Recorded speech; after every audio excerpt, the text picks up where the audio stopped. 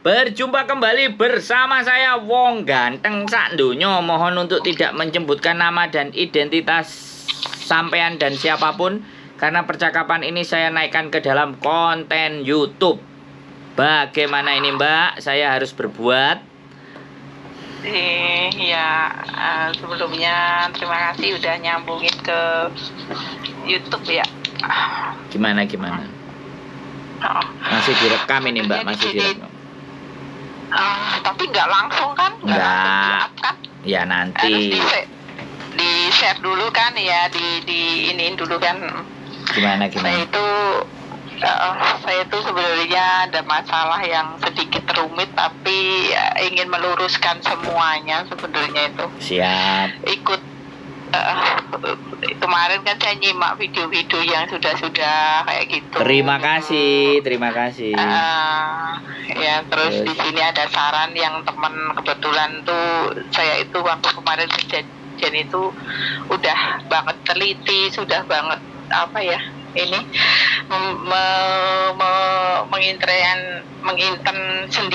inten sendiri gitu. Jangan sampai lah kita ketipu kayak gitu maksudnya. Siap. Ternyata kita kena salah, juga gitu. Ternyata kita kena. Siap. Kena. Nah, waktu itu kesalahan saya itu ada di pas kejadian beruntun itu, anak saya kan di Indonesia ada masalah. Nah, saya itu kebetulan kenal sama orang di YouTube gitu. Di bukan YouTube, maaf, di Facebook. Terus? Nah, terus perkenalan itu dimulai 11 Februari. Dia menyatakan itulah awalnya. Itu saya nggak percaya. Saya juga kontak sama orang keluarga rumah. Terus sebelum itu juga udah diperingatin, jangan ikutin orang itu modus gini. Nah, waktu itu saya udah diblokir, udah nggak hubungan lagi lah gitu seminggu. Nah, entah kenapa itu saya itu membuka WhatsApp saya yang satu ini, saya buka, saya chat dia. Nah, itulah makanya saya berlanjutnya di situ. Gitu. Terus kejadian 2 minggu kemudian anak saya itu ada kriminal di rumah di Indonesia sana, membutuhkan saya untuk pulang waktu itu. Tapi begitu saya kontrak baru, belum ada 1 tahun kan, belum boleh cuti, belum ada uang juga gitu. Nah, di situ ada orang bersimpati, ikut nimbrung gitu. Gak usah banyak duit lah, kalau macam kayak itu nanti ujung-ujungnya juga akan divonis kayak gitu. Nah, Pak saya itu di rumah juga udah tolong mah cariin duit kayak gitu. Nah, buru-buru saya itu gadein paspor ke temen, ceritanya itu. Nah, sampai sekarang ini paspor saya masih di temen. Terus saya itu beruntut kejadian, ya salahnya saya, mungkin saya curhat sama orang di Facebook itu. Nah, itu disitulah ada kesempatan yang tadinya saya nggak percaya sama orang itu, akhirnya saya percaya karena dia itu ikut simpati juga itu, ikut mensupport saya waktu itu dengan inilah saya orang bener, saya orang inilah, saya ingin membantu, inilah itu kayak gitu. Serius lah saya begini kayak gitu kan. Dari situ ceritanya secepat itu 1 bulan kemudian itu kita udah saling percaya gitu. Gitu. Terus? Nah, ke uang itu saya transfer, saya dapat uang, saya transfer, dia juga transferin ke anak saya untuk mengurusin di rumah dalam keadaan yang panik, yang kita nggak bisa mikir suatu apa. Kita udah merasa nyaman sama orang itu, ya kan? Nah, disitulah kesalahan saya itu dimulai. Terus? Ini saya yang terjadi sekarang ini, saya masih ada ikatan pinjem duit minjem paspor itu gadein sama temen, dan temen ini kan meminta saya untuk mengambil itu, tapi karena uang saya udah kekirim orang itu, ada yang ditipu dan sebagian juga ada yang nyampe ke anakku gitu. Nah, itulah itu kan namanya kita cinta buta gitu loh. Di situ ada ke pernyataan seperti itu, kita percaya sama orang Facebook ini. Terus yang menjadi masalah saya itu sekarang ini, saya pinjem sama penggadean itu, saya dimanfaatin juga. Saya ngenalin orang itu ke orang yang ternyata juga menipu, sama-sama sindikat. Orang itu ada di lapas, ternyata itu memang benar-benar. Tapi teman saya ini awalnya juga udah tahu kalau orang ini curiganya di lapas kayak gitu. Ternyata benar ada di lapas, benar. Nah waktu itu kami setengah sadar setengah tidak itu loh di sini itu. Tapi teman saya itu ikut ke bawah juga, ikut tertipu juga. Anehnya itu di situ. Padahal kita udah tahu itu orang itu menipu, mau menipu kita gitu loh. Beraneka ragam, kita cara mau keluar dari orang itu terlanjur kita nyaman, entah itu terlanjur kita merasa gimana ya gitu kan, kita percaya gitu. Nah di sini itu saya itu dituntut untuk mengembalikan uang itu sebesar 14.000 lah, 14.000 karena saya nggadein paspor itu ke temen. Nah teman saya itu juga nggadein paspor itu ke temen. Nah yang mau saya luruskan di sini itu, bagi mbak-mbak TKW yang di sini bekerja seperti itu, ya memang ada kalanya kita itu kilaf atau kita itu kadang udah berhati-hati tapi kejeblos juga, intinya kayak gitu. Gitu kan. Saya kemarin sempat depresi juga 2 hari. Saya nggak bisa mikir, saya nggak bisa ini, nyenangin terus gimana ini caranya untuk mengeluarkan ini. Tapi ternyata di situ teman saya ngasih tahu, coba kamu hubungi Miss Yuni atau ini yang ada di ini, saya dikasih linknya, coba kamu hubungin kayak gitu. Terus gimana ya ininya cara memulainya untuk komunikasi, ya kamu ceritain aja apa adanya kayak gitu. Terus saya menunggu waktu beberapa ini untuk tenang diri, untuk menenangkan saya sendiri walaupun sekarang masih dalam depresi seperti itu, kena mental kayak gitu kan. Saya berulang kali menguatkan diri saya dulu lah. Masih banyak teman-teman yang ketipu itu ratusan juta, bahkan saya hanya sedikit, tapi di sini saya mengalami down itu karena saya mengenalkan teman aku itu ketipu gitu. Dan anak itu mau memperpanjang paspornya, dia nggak bisa membayar paspor itu gitu ceritanya itu. Bulan besok ini, nah teman saya itu kan rentenir yang saya pinjemin ininya, saya mau meluruskan. Saya udah diskusi, tapi ternyata yang yang saya jadi paspor ke tempat itu dia nggak mau tahu, harus ada uang itu. Sedangkan kami kan udah pinjem bank, udah istilahnya uangnya paling nunggu berapa bulan lagi lah baru ada uang itu kan. Nggak bisa hari ini, nggak bisa bulan ini, harus sekian ribu. Paling saya meminjam ke agent aja paling hanya bisa buat 1 paspor, bukan 2 paspor kayak gitu. Nah di situ kita ditekan, ikutan neken gitu teman-teman yang harusnya mengerti keadaan kami yang sedang ditipu, yang kemarin sedang ini, itu harusnya memberi waktu untuk membayar lah, untuk mencicil atau membayar itu membutuhkan waktu dulu, gak harus sekarang. Tapi mereka pernyataannya malah ngancam saya begini-begini. Saya nggak mau jawab dulu karena saya belum megang uang kan, saya belum berani jawab, belum berani komen apa-apa, saya biarin. Nah di situ itu mereka ngancam inilah itulah, nyebarin inilah itulah kayak gitu, coba buronan apalah kayak gitu. Nah saya itu sebenarnya juga mereka itu legal, bisnis kayak gitu kan legal, nggak boleh itu loh. Itu kan saya tahu itu di bisnis, saya melaporkan pun juga kena dianya gitu. Tapi kan saya nggak mau sejahat itu juga, walaupun saya ditekan sedemikian rupa. Saya berusaha mau mencari mencari solusi gitu loh, mau mencari solusinya. Jangan sampai terjadi keributan ataupun nanti jangan sampai ada yang bunuh diri atau apa gimana, itu menghindarin kayak gitu tuh. Itu loh Kak. Jadi sini saya juga sebenarnya kepinginnya sih kerja yang seperti semula, karena tujuan awalnya juga saya kepingin membantu keluarga, ngebantuin ekonomi, ngebantuin masalah yang ada, tapi saya sendiri malah terjerumus seperti ini yang tanpa sengaja itu terjerembab ke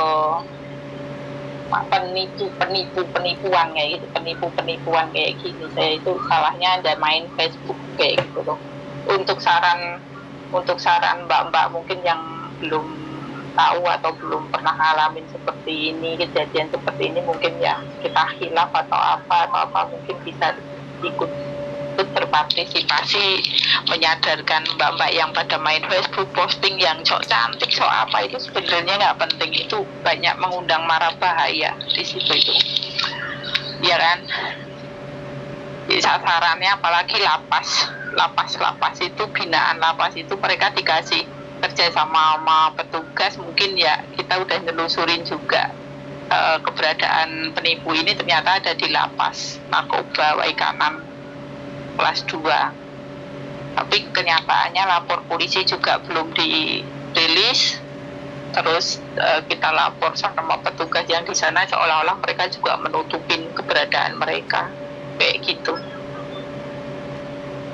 Sampean punya laporannya polisi itu? Ada laporannya, ada di WhatsApp. Di WhatsApp ada. Kalau sampean nggak punya laporannya polisi, kontenku bisa dicekal sama mereka loh. Sampean kirimkan ke saya bahwa apa yang sampean sampaikan itu ada buktinya gitu loh. Biar aku nggak kena somasi, karena kan ini sudah naik ke konten gitu loh. Jadi kalau ada tolong saya juga dikirimi.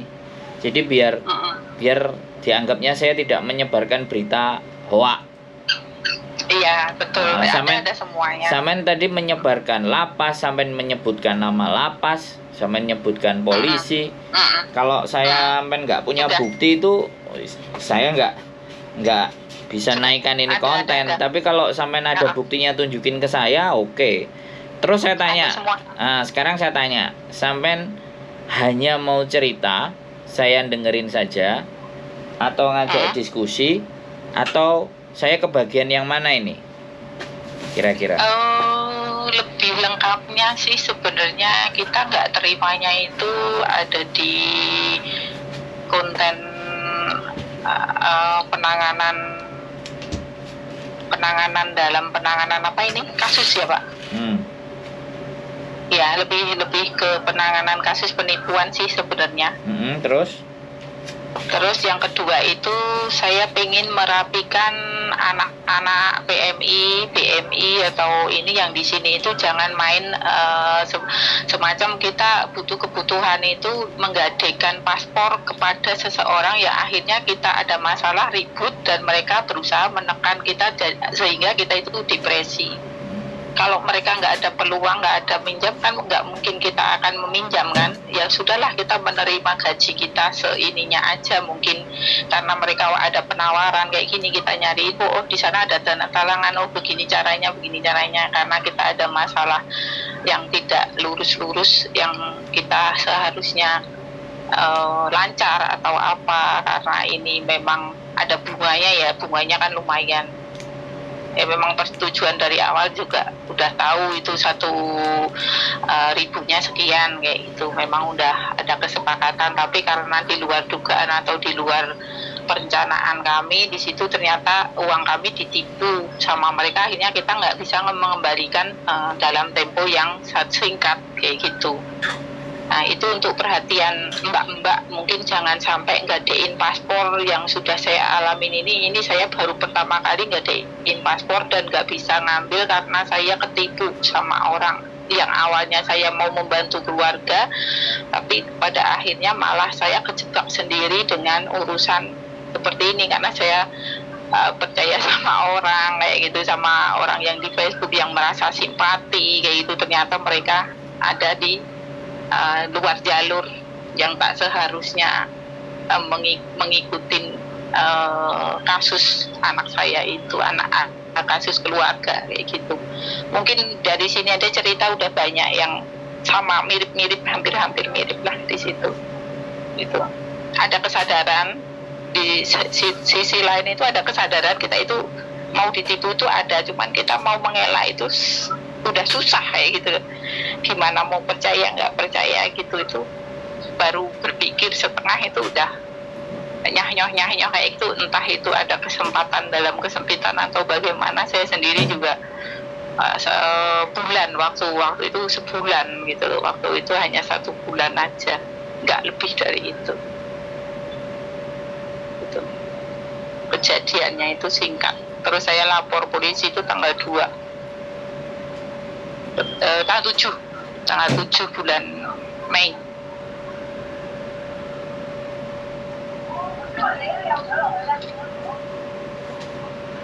Oke. Terus maunya gimana? Ya saya pengennya sih dikelarin untuk ngikutin ngikutin proses saya ini, biar saya juga ada solusi dari Miss Uni atau timnya gitu, saya bisa berbuat sesuatu. Oke. Laporan polisinya nanti kirim ke saya. Baik. Terus yang kedua, sampean berani nggak berkasus sama rentenir? Karena anak-anak ketika ada masalah sama rentenir diajak berkasus, lapor polisi, saya nanti kena, saya takut begini, saya takut begitu gitu. Jadinya kita itu sama anak-anak yang sudah ngutang dan gadein paspornya itu cegah gitu loh. Kita cuman bisa melongo tok dengerin. Kalau sampean mau diajak berkasus, ada buktinya, ada pengancaman, ada segala sesuatu, ayo kita datang ke tempat. Semua. Enggak, sebentar. Enggak, sebentar saya ngomong. Sampean biarkan itu atau sampean mau lapor polisi? Untuk sementara ini saya mau diskusi dulu sama Mas Chandro. Loh, lah ya saya tanya. Oke. Sekarang saya tanya, kalau sampean berani mengkasuskan para rentenir itu, ayo kita ke kantor polisi dan sampean harus siap terhadap semua konsekuensinya. Nah, itu dia. Saya itu sebenarnya di sini jujur ya, saya memang udah dirugikan. Saya memang udah dirugikan, tetapi saya tidak mau membalas sakit hati ini. Gini. Karena ya. Saya potong. Maaf saya potong. Ini bukan masalah membalas ataupun tidak. Ya. Kalau kita telaah, dia punya kekuatan sampean minjem duit. Terus sampean juga punya kekuatan bahwa peraturan di Hongkong adalah menyerahkan dokumen ke orang lain untuk menerima sejumlah uang, itu juga salah. Iya, betul. Makanya dengerin saya ngomong. Nah, kalau teman-teman cuman ceritanya gak berani dan takut, ya saya hanya cuman jadi pendengar setia saja. Rentenirnya ketawa-ketawa nonton konten kita. Tapi kalau sampean mau membuat gebrakan di mana bahwa ya sudahlah, sekalian kita maju tempur antara yang remuk dia atau sampean, ayo kita ke kantor polisi, kita laporin itu semua. Itu solusi pertama kalau sampean mau garis keras. Kalau sampean nggak mau garis keras, ya sudah, sampean datang ke KJRI sama mbaknya yang punya paspor, atau siapa yang punya paspor sampean atau mbaknya yang sampean pinjemin itu, karena sampean nggak punya uang, datang aja ke KJRI, sama KJRI ceritakan kronologisnya semuanya, paspor akan dibikinin, selesai. Jadi solusinya cuma ada 2. Jadi satu itu, tapi kalau yang laporan polisi itu akan kalau sampean kasih ke saya, kita akan coba diskusikan dengan tim pengacara yang di Indonesia bagaimana menindaklanjuti ini sampai sejauh mana, karena sampean sudah lapor. Nah, nanti surat pelaporannya kasih ke saya gitu loh. Kemarin tuh gini, karena pihak polisi KJRI yang nanganin kasus saya itu bilangnya gini, ibu kalau bisa nyewa pengacara yang gratis di sana, karena kalau ibu nggak nyerahin kuasa ke pengacara, ibu akan susah menangani kasus ini, kayak gitu. Walaupun itu tahu tempat orang itu di mana berada sekarang, di itu tempatnya itu kan valid ya. dengan kondisi yang dengan kondisi keadaan yang di lapas tersebut itu saya berani nyebutkan karena udah valid gitu loh, udah valid ada di sana. Saya udah mempunyai bukti percakapan sama Pak Danang waktu itu. Saya nggak bisa meng-up Pak Danang ini karena Pak Danang ini beliau hanya mengurusin suatu event waktu itu. Terus saya chat sama Pak Danang, beliau nanggepin, berusaha untuk memberi bantuan ke saya, tapi nyatanya nihil gitu karena beliau ada di Jakarta pusat kerjanya, nggak di Sumatera yang diposisikan lapas tersebut gitu. Duh. Iya Mbak, sampean sudah sebutkan banyak orang di sini dan lembaga loh ya. Jadi sekarang ini saya tanya lagi sama sampean, kasus yang Indonesia mau dilanjutin apa diteruskan? Apakah sampean sudah siap dengan ketika ini mau dilanjut dan diteruskan? Terus kalau yang kasus di Indonesia saya lanjut. Kalau yang kasus di sini mungkin saya akan berpikir dulu karena mungkin ada solusi. Mungkin saya akan solusi ke KJRI atau mungkin saya akan solusi ke agent dulu mungkin ya saya. Tapi kalau mereka itu tetap membuat depresi atau meresahkan PMI yang lain dengan cara-cara seperti ini, ya nanti mungkin saya akan menindaklanjutin yang lebih dalam lagi. Gak bisa Mbak, sebentar saya kasih tahu. Nggak bisa, ya. Sampean ini hanya sebagian kecil. Mereka tetap akan terus berkembang karena anak-anak juga di dalam kondisi yang kepepet dan kita nggak bisa. Justru kalau sampean mau menjadi seseorang yang berani, ya kan, ya sampean ngegas gitu loh. Kita ke kantor polisi. Jadi, tapi kalau sampean masih jawabannya kayak gitu ke KJRI, ke agent, sampean menurut saya tidak melakukan tindakan apa-apa. Karena kita bicara rentenir itu bukan 1-2 konten. Bisa dihitung itu hampir 200 bahkan 300 konten. Itu bercerita tentang paspornya digadai. Itu yang baru cerita ke kita loh ya. Belum yang disimpan sendiri terus masuk laporan ke KJRI. Dan kasus ini tidak akan selesai. Karena setiap ada kasus datang ke KJRI dibikinin, nggak usah bikin banyak masalah. Jadi si rentenir mungkin hanya ngintimidasi, atau bisa jadi karena paspor ini ada cerita lagi, paspornya sampean dibawa, dia punya data sampean, tiba-tiba dia ngajukan surat intermenit. Apalagi kalau dia sudah pinjam sama kontraknya sampean, tahu nama alamat majikan itu, tiba-tiba ada datang surat intermenit tiba-tiba, padahal kita nggak kirim surat intermenit ke imigrasi. Itu yang bisa menjelaskan majikan, loh aku nggak intermenit, kenapa kok ini ada dan ini bukan tanda tanganku. Itu pernah ada kejadian sampai kayak gitu. Jadi benar-benar mbaknya yang di dalam itu ditekan. Nah tapi ketika kita mau menelusuri dan kasus itu mau kita naikkan, mereka diem-diem saja, nggak berani. Ya sudah, saya cari makan nggak cari masalah, ya sudah ngowoh aja kita. Rentenirnya ketawa-ketawa. Bisa dipahami nggak sampean? Apalagi kayak sampean cuman ngomong, teman-teman janganlah ke rentenir. Nggak bisa begitu. Ini sesuatu yang sudah terjadi berulang-ulang. Dan anak-anak yang mau mengkasuskan itu juga ketakutan sendiri. Jadi saya jadi dengerin itu kayak orang goblok. Sama aja. Sampean laporin pun moyong karena sampean dijak perang, dijak tarung nggak berani. Iya kan? Jadi sekarang udah saya batasi aja. Kalau sampean nanti bercerita itu bisa sampai 2 jam dan sampean ulang terus. Makanya solusinya saya tadi bilang, untuk mengembalikan itu KTP, datang ke KJRI, silahkan jelaskan semua kronologisnya apapun itulah. Itu kan artinya sampean ya sudah mengakui kesalahan sampean, selesai. Dah hidup tenang dan nyaman. Urusan polisi di Indonesia silakan dilanjutin, tidak ada masalah. Nah selama rentenir ini kita tidak bawa ke kantor polisi, kita nggak bikin ini buat berita acara untuk laporan, maka tidak akan selesai urusan ini. Oh gitu. Iya dong. Sampean coba lihat aja kontennya Miss Yuni itu yang perkara rentenir. Saya aja ini yang baru-baru lantaran di sana udah jengah untuk dengerin rentenir. Karena kita cuma hanya mendengarkan cerita dan nggak bisa berbuat apa-apa. Karena kan kita bukan korban, Mbak. Bisa dipahami nggak? Anda siapa sama polisi? Anda siapa? Anda ngapain? Mampus kita. Plonga-plongo kayak orang bego.